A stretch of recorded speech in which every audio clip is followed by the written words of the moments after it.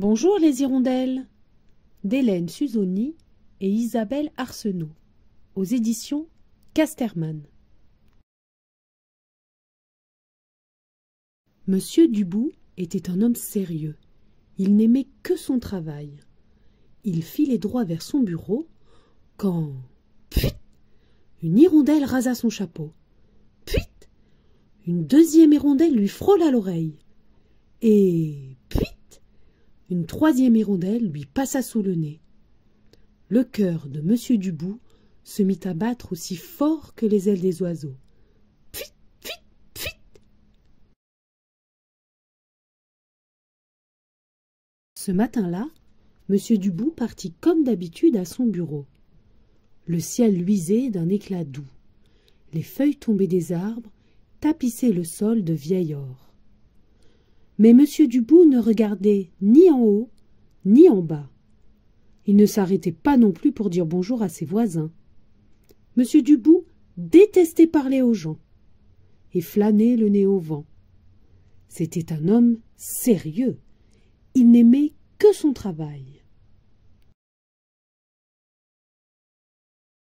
Il filait droit vers son bureau quand, pfuit, une hirondelle rasa son chapeau.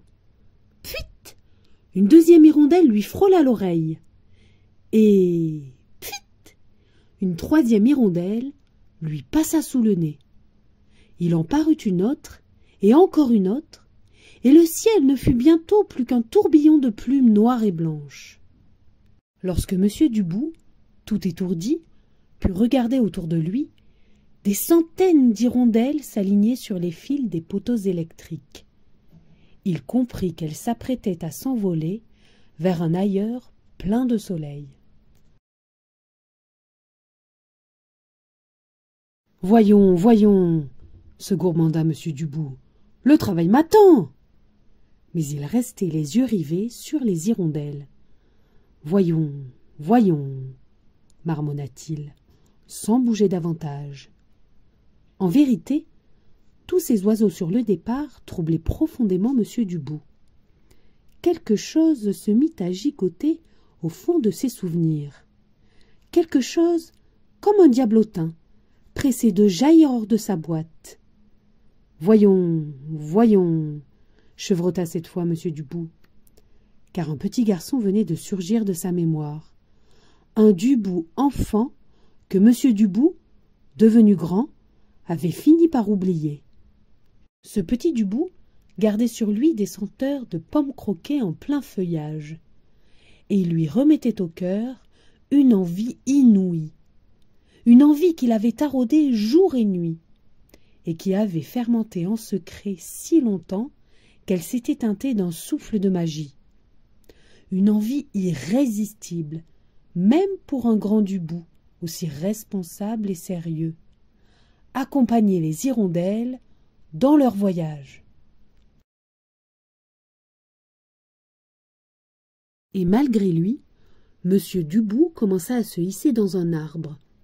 Il se tenait debout, sur une branche, sa sacoche à la main. Il ne pensait plus du tout au bureau. Non, il n'y pensait plus. Il fixait les hirondelles. Et voilà qu'elles s'élancèrent vers le ciel. Le cœur de Monsieur Dubout battit plus fort, aussi fort que les ailes des oiseaux, et le petit Dubout de son enfance lui cria « C'est aujourd'hui ou jamais! Après, la magie sera passée. Étends tes bras sur les côtés !» Monsieur Dubout ferma les yeux et répéta « C'est aujourd'hui ou jamais !» À son tour, il s'envola. Au début, il eut peur de regarder en bas. Il avait le vertige. Puis il s'amusa au spectacle de ces maisons et de ces routes minuscules. Il reconnut l'immeuble où se trouvait son bureau. Comment quelque chose de si petit a pu prendre une si grande place dans ma vie? S'exclama-t-il. Et il se hâta à la suite des hirondelles.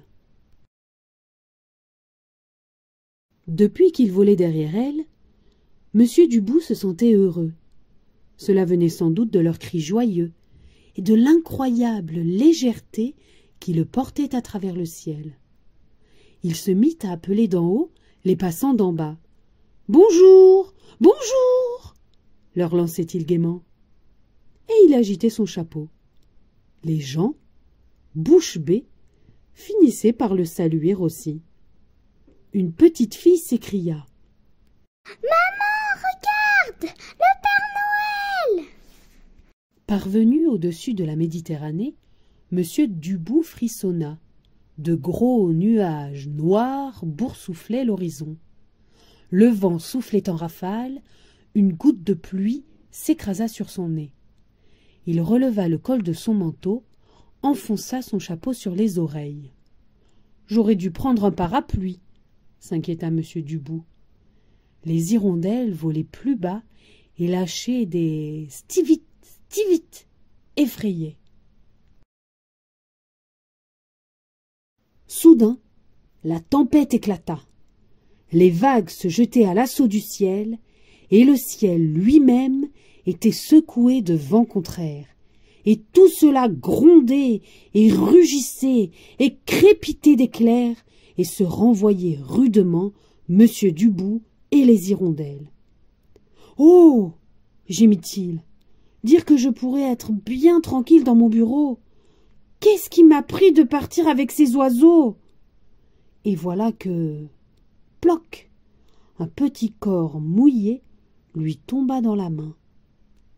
Ploc, un autre petit corps atterrit sur son dos. Et ploc, ploc, ploc, il se mit à pleuvoir des hirondelles. C'était si triste que Monsieur Dubout oublia la peur et le froid. Il attrapa tous les oiseaux malmenés par le vent, puis il les mit au chaud, dans ses poches, sa sacoche, sous son chapeau. Il ouvrit même son manteau. « Venez à l'abri !» leur cria-t-il. Les hirondelles s'y engouffrèrent d'un coup. Alors, Monsieur Dubout, tout gonflé d'oiseaux, fonça résolument à travers les bourrasques. « Courage! Nous passerons !» À eux tous, ils traversèrent la tempête. Les hirondelles jaillirent de son manteau, et Monsieur Dubout, ravi, les vit tournoyer au soleil. C'est là qu'il l'entendit. Un cri aigrelé, irritant, lancinant, un cri têtu qui le décrocha du ciel. « Quel rêve ridicule !» marmonna Monsieur Dubout, s'éveillant dans son lit et arrêtant d'une tape la sonnerie du réveil. L'édredon, troué, laissait échapper des tourbillons de plumes. La carafe de la table de nuit s'était renversée dans les draps. Il éternua et une poignée de duvet se colla au sommet de son crâne. « Ridicule !» répéta-t-il.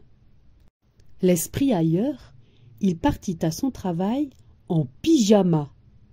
Des hirondelles, justement, il y en avait partout, sur les branches des arbres, le toit des maisons, et même en randonnion sur le rebord des enseignes. « Ridicule, ridicule !» grommelait Monsieur Dubout, pressant le pas tandis que les gens s'étonnaient de ce bonhomme sorti de son lit et couronné de plumes. Il arrivait à la porte de son bureau lorsqu'un appel joyeux lui fit lever les yeux. Il aperçut le ciel vaste et bleu, traversé d'oiseaux, et son cœur se serra. Ce jour-là, Monsieur Dubout ne travailla pas.